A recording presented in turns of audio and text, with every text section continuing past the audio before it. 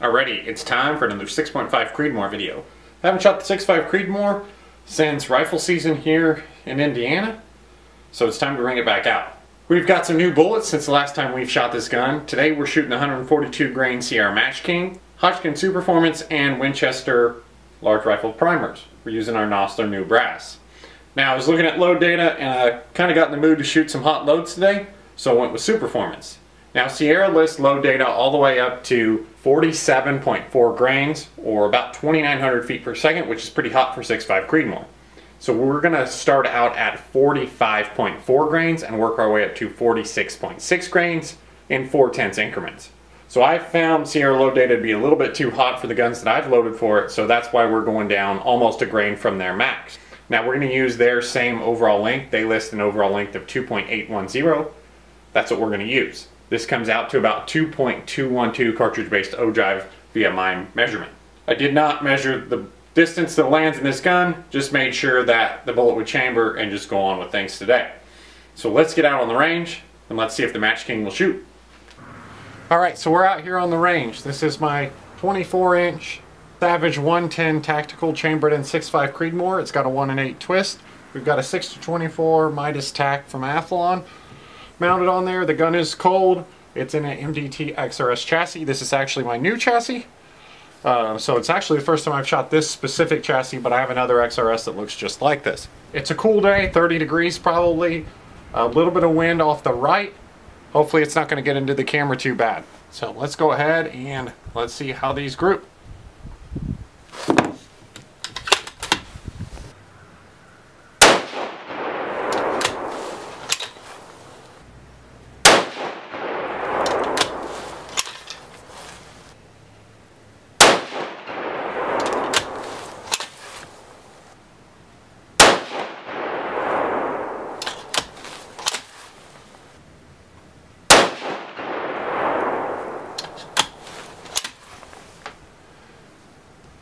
Alright, let's take a look at our average there. Not a terrible group. Looked like we were really trying to group there through those two kind of outside of the main group. So let's go ahead and move on up.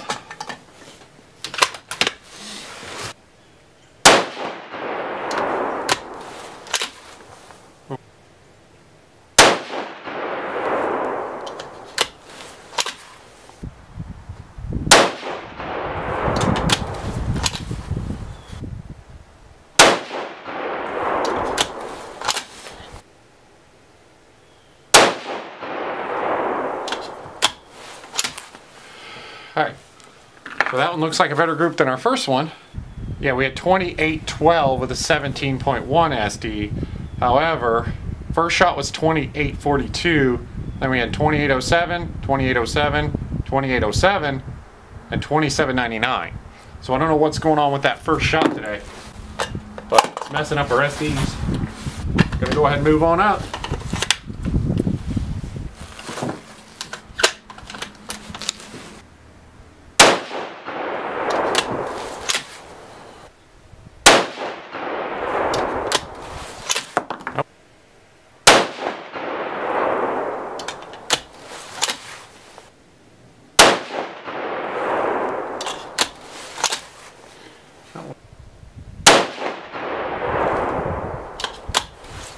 Alright, let's take a look at our velocity there. Alright, so those 2843 average with a 7.7 SD. So like I said, best average, but worst group size. Let's go ahead and move up to the top group. Alright, last one here.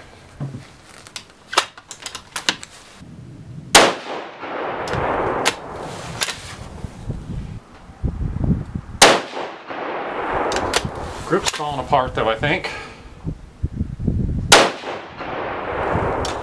Yep, groups are definitely falling apart.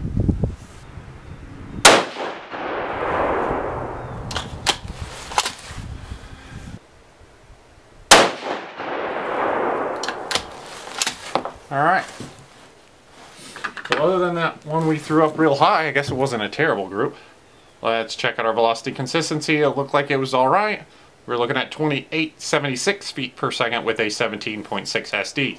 So not great velocity consistency today, but I think we ended up with one good group over there. So let's get over there and let's check out the target. Alright, so taking a look at our target here. a little bit disappointing overall. Thought we were going to shoot a little bit better groups than this. Today we started out at 45.4 grains. We shot a 1.1 inch group, 2779 feet per second, and a 17.1 SD.